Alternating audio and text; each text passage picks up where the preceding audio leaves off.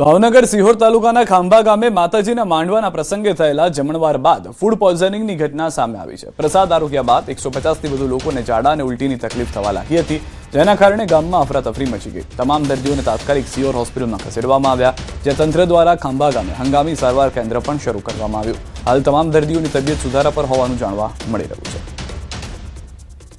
વધુ માહિતી ન્યૂઝ 18 સંવાદદાતા નીતિન પાસેથી મેળવીશું। નીતિન, સમગ્ર ઘટના શું ઘટી હતી? કેટલા લોકો હાલમાં ફૂડ પોઈઝનિંગનો શિકાર થયા છે?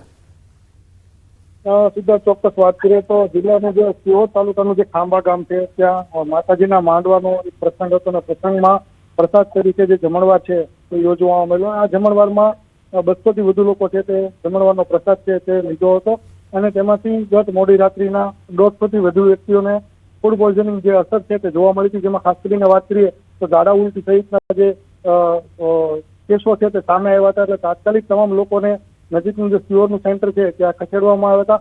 ત્યારે ગામમાં ને ગામમાં સંખ્યા વધુ હોવાને કારણે ટેમ્પરરી પણ ત્યાં છે તે તંત્ર દ્વારા મોડી રાત્રે હોસ્પિટલ પણ એક નાની શરૂ કરવામાં આવી હતી હંગામી ધોરણે, અને ત્યાં પણ પ્રાથમિક સારવાર આપવામાં આવી હતી।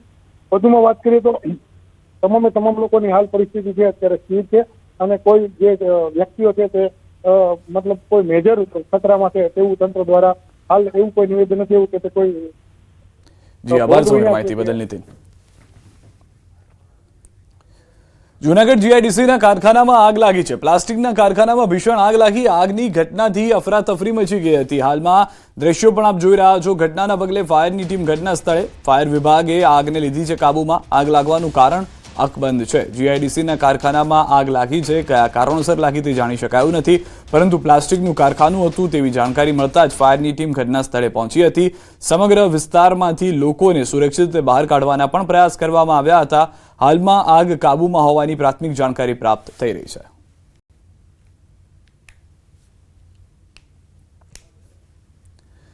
આ તરફ છોટાઉદેપુરમાં સરકારી બાબુઓની ઘોર બેદરકારી જુઓ। માર્ગ મકાન વિભાગની કચેરીમાં વીજળીનો બગાડ થઈ રહ્યો છે। નાયબ કાર્યપાલક ઇજનેર કચેરીમાં ખુરશીઓ ખાલી છે। કચેરીમાં અધિકારી કર્મચારી વગર લાઇટ પંખા ચાલુ છે। ખાલી સરકારી કચેરીનો વિડીયો થયો છે વાયરલ। અધિકારીઓ અને કર્મચારીઓની ગેરહાજરી અંગે પણ સવાલ થયા છે। શું જવાબદાર અધિકારીઓ સામે થશે કાર્યવાહી? કર્મચારીઓ નથી આવતા, જનતાના કામ નથી કરતા, એ તો કદાચ તમામ લોકોને ખબર છે, પરંતુ કર્મચારી ન આવતા હોય, જનતાના કામ ન થતા હોય છતાંય લાઇટ પંખા આવી પરિસ્થિતિમાં પણ ચાલુ રહેતા જોવા મળી રહ્યા છે। વધુ માહિતી ન્યૂઝ 18 સંવાદદાતા સહેજાબ પાસેથી મેળવીશું। સહેજાબ, આમ તો કર્મચારીઓ અને જે અધિકારીઓ છે તેનું કામ છે લોકો શિસ્ત અને નિયમનું પાલન કરે, પરંતુ ખુદ શિસ્ત અને નિયમમાં નથી, પંખા લાઇટ ચાલુ છે, કોણ છે જવાબદાર? જે ખાસ કરીને છોટાઉદેપુરનું જે માર્ગ મકાન વિભાગની કચેરી જે છે, હાલ જે કચેરીની અંદર એકેય કર્મચારી નથી, ડી નથી, ત્યાં કોઈ પણ એકાઉન્ટર નથી, એટલે કહી શકાય કે કોઈ પણ કર્મચારી ત્યાં હાજર નથી, અધિકારી હાજર નથી, પરંતુ તમામ ઓફિસના લાઇટ પંખા તમામ વસ્તુ ચાલુ છે। એટલે કહી શકાય બે જવાબદારી અધિકારીઓની છે। હાલ તો અધિકારીઓને ઓફિસમાં બેસીને જનતાનું કામ કરવાનું છે, પરંતુ જનતા પૂછે તો પૂછે કોને સવાલ, એવા અહીં સવાલ ઉભા થઈ રહ્યા છે। કારણ કે અધિકારીઓ તો હાજર નથી જ, સાથે સાથે સરકારી વીજળીનો પણ તેઓ દુરુપયોગ કરી રહ્યા છે। જે રીતે લાઇટ પંખા બધું જ વસ્તુ ચાલુ રાખી રહ્યા છે, એટલે કહી શકાય અધિકારીઓ હાજર રહે ત્યારે જ આ લાઇટ પંખાનો ઉપયોગ કરી શકે, પરંતુ આજે અધિકારી પણ ગેરહાજર અને તેવાની અંદર સામે વીજળીને પણ બની રહ્યું છે, અને કહી શકાય કે લાઇટ પંખા ચાલુ રાખીને તેઓ ગેરહાજર। જી આભાર સાહેબ સમગ્ર માહિતી બદલ। તો આ અધિકારીઓ કે જેઓની પાસે તો જનતાને કદાચ આશા અપેક્ષા પણ નથી કે તેઓ જનતા કલ્યાણના કાર્ય કરશે, પરંતુ જનતાના ફાળે અથવા જનતાના ટેક્સથી જ્યાં લાઇટ પંખા ચાલી રહ્યા છે, કમસે કમ એનો તો દુરુપયોગ ના થાય તેવી આશા રાખી રહ્યા છે। સુરતની સમાચાર। પાંડેસરામાં ગેસ એજન્સી બહાર લાગી છે કતાર। 5 કિલોના ગેસના સિલિન્ડર માટે લોકોની ભીડ જોવા મળી। 5 કિલોનો બાટલો 1500માં આપતા હોવાનો દાવો। લાઇટ બિલ, આધાર કાર્ડ સહિતના ડોક્યુમેન્ટ સાથે લોકો લાઇનમાં લાગ્યા। ગેસના અભાવે ઘરે ભોજન બનાવવું પણ મુશ્કેલ હોવાની વાત કરી છે। રોજની 300 બોટલ આવતી હોવાનો સંચાલકનો દાવો છે। 8 बजे से लाइन लगाया हूँ। हाँ, गैस के लिए बहुत परेशान, बहुत दिक्कत है। खाना मिल नहीं रहा, लकड़ी भी नहीं मिल रही, लकड़ी कोई जलाने नहीं देता अगल बगल, बहुत दिक्कत है। गैस के लिए बहुत दिक्कत। बोल रहे हैं कि ऑनलाइन पैसा लेंगे, नहीं नकद रहेगा तो भी नहीं देंगे। अभी ये बोल रहे हैं जिसके पास मोबाइल से भेजना हो उसी को नंबर लगेगा, नहीं तो नहीं लगेगा। हमारे पास तो है भी नहीं मोबाइल नंबर, वो पैसा नगद है। સુરતના પાંડેસરા વિસ્તારમાંથી શંકાસ્પદ પનીર મળવાનો મામલો. પનીરનો રિપોર્ટ સબસ્ટેન્ડર્ડ આવતા એસઓજીએ કાર્યવાહી કરી છે. એસઓજીએ કારખાનાના સંચાલક મહેશ શર્મા વિરુદ્ધ ગુનો દાખલ કર્યો છે. 3 માર્ચે એસઓજી અને એસએમસીના ફૂડ સેફ્ટી વિભાગે દરોડા પાડ્યા હતા. ભીડભંજન સોસાયટીમાંથી 1400 કિલો શંકાસ્પદ પનીર જપ્ત કર્યું હતું. પામોલિન તેલ, એસિડિક એસિડ સહિત 28 લાખથી વધુનો મુદ્દામાલ પણ જપ્ત કર્યો હતો. 1 મહિના પહેલા જપ્ત કરાયેલા પનીરના નમૂના સબસ્ટેન્ડર્ડ આવતા કાર્યવાહી કરવામાં આવી છે. સોસાયટીની અંદર 1400 કિલોગ્રામ પનીરનો જથ્થો સીઝ કરવામાં આવેલો, જેના માલિક જે છે મહેશકુમાર શર્મા હતા અને આ જે જથ્થો છે એનો જે નમૂનો છે ફેલ જતાં આજે એના વિરુદ્ધમાં પાંડેસરા પોલીસ સ્ટેશનમાં કલમ મુજબ ગુનો દાખલ કરવામાં આવેલ છે. તદુપરાંત આ સીઝ કરેલ જથ્થા ઉપરાંત બીજો જે છે પનીર બનાવવાનો જે મશીનરી, પામ ઓઇલના 29 ડબ્બા તેમજ એસેટિક એસિડના ડબ્બા, એમ ટોટલ 28 લાખનો મુદ્દામાલ જે છે સીઝ કરવામાં આવેલો હતો. જૂનાગઢના વિસાવદરમાં હિટ એન્ડ રનની ઘટના સામે આવી છે. બોલેરોએ 7 વર્ષીય બાળકને અડફેટે લેતા ઘટના સ્થળે જ મોત નીપજ્યું છે. બોલેરો ચાલક અકસ્માત સર્જી સ્થળ પરથી ફરાર થઈ ગયો હતો. પોલીસે સીસીટીવીના આધારે આરોપીને ઝડપી પાડ્યો છે.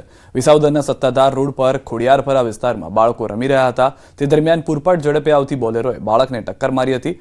મૃતક બાળકના પરિવાર દ્વારા ચાલકની બેદરકારીને કારણે અકસ્માત થયા હોવાનો આક્ષેપ કરવામાં આવ્યો છે. બાળકની માતાએ જણાવ્યું કે બાળકો બોલથી રમી રહ્યા હતા અને તે સમયે જ વાહને અડફેટે લીધો હતો. અકસ્માતમાં બાળકને માથાના ભાગે ગંભીર ઈજા થઈ હતી. પરિવારજનોએ આરોપીને કડક સજા કરવાની માંગ કરી છે. પોલીસે આરોપી સંજય ગોહિલને ઝડપી વધુ કાર્યવાહી હાથ ધરી છે.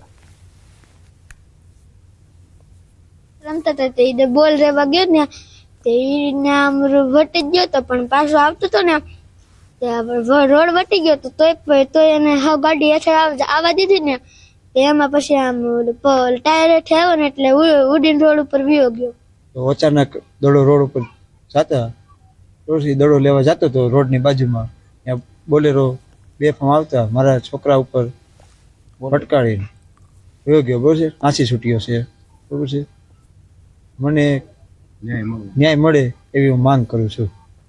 બોલે રમતા હતા બે બધા છોકરા રમતા ત્યાં પીગો તે રમતા મારા મોટાને ઈજા થઈ અને નાનાને તો ન્યા ફેલ થઈ ગયો. તો હું ગઈ હતી દોડી તો ત્યાં કાંઈ નહોતું. નાના છોકરાને માથાનો ભાગ જ ફેલ થઈ ગયો તો માથેથી જ. આમ તો કાંઈ વાંધો નહોતો મારા છોકરાને. બોલેરા વાળે અડફેટે લઈ લીધો અને ન્યા પૂરું કરી નાખ્યું મારા છોકરાને. जो सीसीटीवी फुटेजेस हैं वो जो है खंगाले गए, तो उसके बाद जो है हमें एक जो पिकअप है उसके ऊपर शक हमारा गहरा है. तो अंत में जो है वही जो पिकअप थी उसी के द्वारा जो है इस वारदात को अंजाम दिया गया था. जो रेलिवेंट सेक्शंस हैं उसमें हमने FIR की, उसके बाद इसको गिरफ्तार कर लिए. आगे की कार्रवाई अभी जारी है. અને સમાચારમાં હવે વાત સ્વરાજના સંગ્રામની.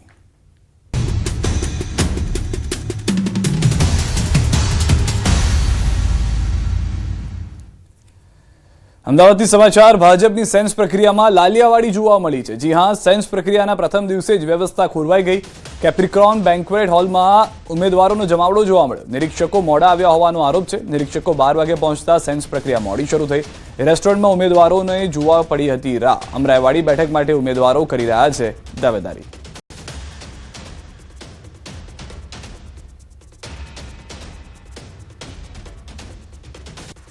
તો ગાંધીનગરમાં સ્થાનિક ચૂંટણીને લઈને ભાજપની તડામાર તૈયારીઓ છે. 178 બેઠક માટે ભાજપે સેન્સ પ્રક્રિયા શરૂ કરી છે. ભાજપના 3 નિરીક્ષકોની હાજરીમાં સેન્સ પ્રક્રિયા ચાલી રહી છે. જિલ્લા પંચાયતની 28 બેઠક માટે લેવાઈ રહી છે સેન્સ. કલોલ તાલુકા પંચાયતની 22, નગરપાલિકાની 44 બેઠકો પર થશે ચૂંટણી. દહેગામ તાલુકા પંચાયતની 28, નગરપાલિકાની 28 બેઠકો માટે સેન્સ પ્રક્રિયા. માણસા તાલુકા પંચાયતની 28 બેઠકો માટે ઉમેદવારો પહોંચ્યા છે. સેન્સ પ્રક્રિયા બાદ નિરીક્ષકો આવેલા નામોની સ્ક્રુટિની કરશે. ભારતીય જનતા પાર્ટીના દરેક કાર્યકર્તાને આ ફોર્મમાં એમની રજૂઆત જે કરે એ અમે અહીંયા એમની સાંભળીએ છીએ અને એમના અમે બાયોડેટા ભેગા કરીએ છીએ અને પછી પાર્ટી જે નક્કી કરે એ મુજબ આગળ થશે. આજે આ સેન્સ પ્રક્રિયા પૂર્ણ થઈ જવાની છે અમારા ગાંધીનગર જિલ્લાની અને આમાં એવા કોઈ ડેટા માંગવામાં આવતા નથી. ભારતીય જનતા પાર્ટીનો એક કાર્યકર્તા ટિકિટ માગે છે, એનો અધિકાર એનો હક હોય છે. ભૂતકાળમાં સંગઠનમાં એમણે શું કામ કરેલું છે એ વિશે અમે પૂછીએ અને વર્તમાનમાં પાર્ટીમાંથી કોઈ જવાબદારી હોય છે કે કેમ, આ પ્રકારની નાની મોટી માહિતીઓ એમની પાસે પૂછે છે અને એનાથી વિશેષ બીજું કંઈ હોતું નથી. જિલ્લા પંચાયતની નીચે 4 તાલુકા પંચાયત આવતી હોય, 5 તાલુકા પંચાયત આવતી હોય. આ વખતે પહેલી વખત એવું જોયું છે કે બધા સાથે મળીને ટિકિટ માગવા આવે છે. ગાંધીનગરની શું સિનારીઓ છે? ગાંધીનગરમાં બહુ સરસ મજાનું વાતાવરણ છે અને બધાય કાર્યકરો ઉત્સાહથી સાથે મળીને ટિકિટ માગે છે. આવનારા દિવસોમાં અમારી આ સ્થાનિક સ્વરાજ્યની ચૂંટણીમાં ગાંધીનગર જિલ્લામાં 176માંથી 176 સીટો એ ભારતીય જનતા પાર્ટી એનો કબજો કરશે એવો સંપૂર્ણ વિશ્વાસ ગાંધીનગર જિલ્લા ભાજપના પ્રમુખ તરીકે હું આપ સૌને ખાતરી આપું છું. વલસાડમાં ભાજપ દ્વારા સતત બીજા દિવસે સ્થાનિક સ્વરાજની ચૂંટણીમાં ઉમેદવારોની પસંદગી માટે સાયન્સ પ્રક્રિયા હાથ ધરાઈ હતી. મોટી સંખ્યામાં ભાજપના અગ્રણી અને કાર્યકર્તાઓ ચૂંટણી લડવાની ઈચ્છા દર્શાવી સાયન્સ પ્રક્રિયામાં સામેલ જોડાયા હતા. વલસાડ ડાંગના સાંસદ અને ભાજપના પ્રદેશ સહપ્રવક્તા ધવલ પટેલે પણ સાયન્સ પ્રક્રિયા દરમિયાન કાર્યકર્તાઓનો ઉત્સાહ વધાર્યો અને આ વખતની સ્થાનિક સ્વરાજની ચૂંટણીમાં ભાજપ પ્રચંડ બહુમતીથી સ્થાનિક સ્વરાજની સંસ્થાઓમાં સત્તા પર આવશે તેવો દાવો કર્યો. દ્રશ્યોમાં પણ આપ જોવા મળી રહ્યું છે તે પ્રમાણે એક્ટિવલી તમામ ભાજપના કાર્યકર્તાઓ ત્યાં પોતાની દાવેદારી કરી રહ્યા છે. બીજી તરફથી જે પેનલ છે પેનલ પણ તમામ ચકાસણી જુતી નજરે પડી. ખાસ કરીને 5મી એપ્રિલે પૂરા ગુજરાતભરમાં ભારતીય જનતા પાર્ટી બૂથ સ્તરે અભિયાન ચલાવવાની છે. બૂથે બૂથ જઈને અમે આ વિસ્તારક યોજના હેઠળ લોકો સુધી પહોંચવાના છે અને કેમ અમારા 5 વર્ષનો રિપોર્ટ કાર્ડ પ્રસ્તુત કરશું અને આવનારા 5 વર્ષમાં અમારું રૂરલ ઇન્ફ્રાસ્ટ્રક્ચર માટે તાલુકા પંચાયત અને જિલ્લા પંચાયત લેવલ પર શું કરવાના છે અને સાથે સાથે અર્બન ઇન્ફ્રાસ્ટ્રક્ચર માટે નગરપાલિકા અને મહાનગરપાલિકામાં શું કરવાના છે એની પૂરા રૂપરેખા પ્રસ્તુત કરવાના છે. દાહોદ જિલ્લામાં સ્થાનિક સ્વરાજની ચૂંટણી પહેલા ભાજપની સાયન્સ પ્રક્રિયામાં એક અનોખું દ્રશ્ય જોવા મળ્યું, જેમાં ગરબાડા તાલુકાની જરી બુઝર્ગ જિલ્લા અને તાલુકા પંચાયત બેઠક માટે પિતા અને પુત્ર બંને દાવેદારી નોંધાવી. નિમચ ગામના અનુભવી નેતા ભારતભાઈ અમલિયાર અને તેમના પુત્ર વિજયભાઈ અમલિયાર બંને એક જ બેઠક પરથી ચૂંટણી લડવાની ઈચ્છા વ્યક્ત કરતા રાજકીય વર્તુળોમાં ચર્ચા જાગી. એક તરફ વર્ષોનો રાજકીય અનુભવ ધરાવતા પિતા છે તો બીજી તરફ યુવા અને શિક્ષિત પુત્ર છે. હવે પાર્ટી કોને પસંદ કરે છે તે જોવું રસપ્રદ બનશે. તો હાલમાં બંને પિતા પુત્રને દાવેદારી કરતા આપ જોઈ રહ્યા છો. દ્રશ્યોમાં પણ એ જોવા મળી રહ્યું છે તે પ્રમાણે બંને પિતા પુત્ર જે છે